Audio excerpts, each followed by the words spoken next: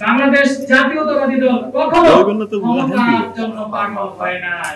আপনারা দেখেছেন সবচেয়ে বেশি ভোট নিয়ে দেশনেত্রী বেগম খালেদা জিয়া এই দেশের প্রথম প্রধানমন্ত্রী নারী প্রধানমন্ত্রী হয়েছেন।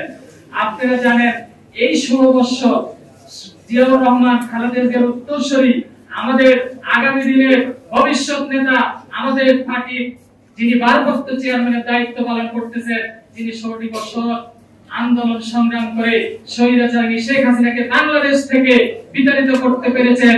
তিনি যদি চেষ্টা করতেন, তিনি যদি চাইতেন, বাংলাদেশের ক্ষমতা আরো আগেই তিনি নিতে পারতেন। কিন্তু বাংলাদেশ জাতীয়তাবাদী দলের ইতিহাস কখনো তারা ক্ষমতার জন্য পাগল হয় নাই। পক্ষান্তরে এই দেশের কিছু ইসলামী দল আছে ক্ষমতার জন্য এমনই পাগল হয়ে গিয়েছে, তারা তাদের লোগোতে আল্লাহর নামকে সহ্য করতে পারে না, তারা কেটে দিয়েছে।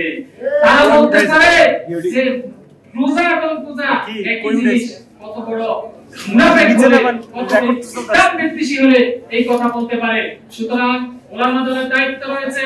শহীদ প্রেসিডেন্ট জিয়াউর রহমান যে টার্গেট নিয়ে বাংলাদেশ জাতীয়তাবাদী ওলামা দল গঠন করেছেন, সেই টার্গেটকে আমাকে পূরণ করতে হবে, আপনাদেরকে পূরণ করতে হবে।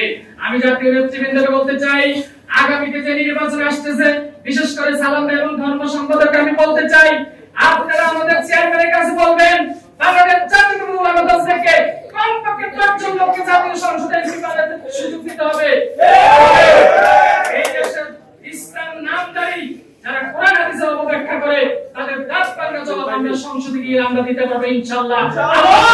সেই যোগ্যতা, সেই ক্ষমতা আমাদেরকে দিয়েছে, শুধু আপনারা আমাদেরকে সহযোগিতা করবেন।